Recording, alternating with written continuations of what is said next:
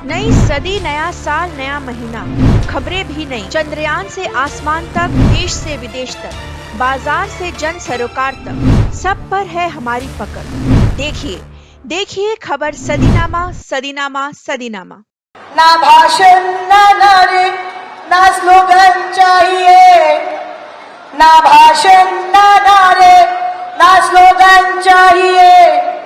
हर आदमी को जीने का सम्मान चाहिए, हर आदमी को जीने का सम्मान चाहिए।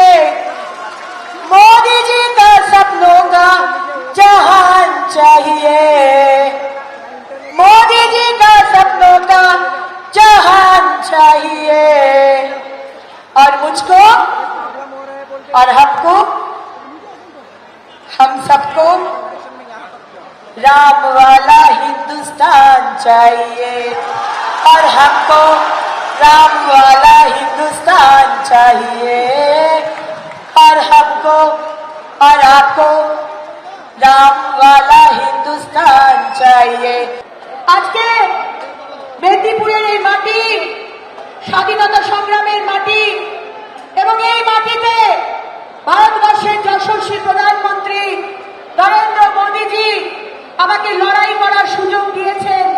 তার জন্য তাকে এবং আমার শীর্ষ নেতৃত্বকে আমি অনেক অনেক ধন্যবাদ জানাই। আজকে এই যে লড়াই, এ শুধু মেদিনীপুরবাসীর লড়াই নয়, এ সারা পশ্চিমবঙ্গবাসীর লড়াই।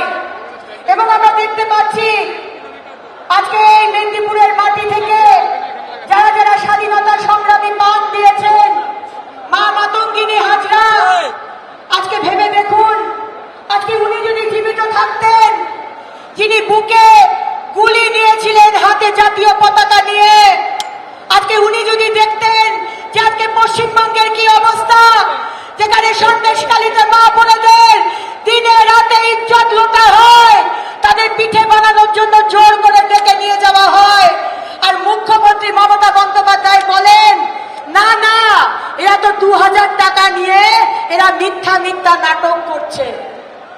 ভাবুন কি হতো।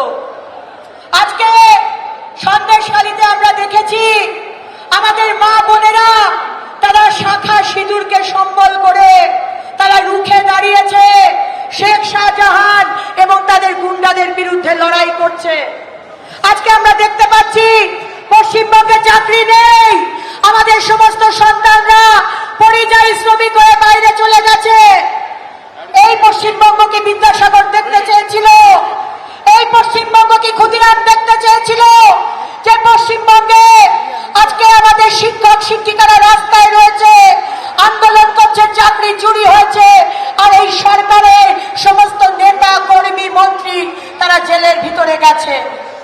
আজকে এই যে লড়াই, আসুন 25 তারিখ আমরা এই লড়াই করি, এবং এই মমতা ব্যানার্জির সনাতনী হিন্দু বিরোধী সরকার, তিনি আজকে রামকৃষ্ণ মিশন, আমাদের ইস্কন, আমাদের ভারত সেবাশ্রমের সম্বন্ধে যা তা বলছে, রুখে দাঁড়ান।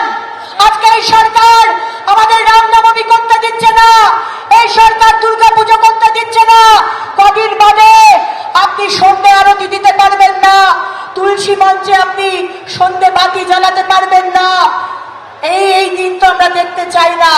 তাই আসুন, আগামী দিন যদি পশ্চিমবঙ্গকে বাঁচাতে হয়, একসাথে একজোট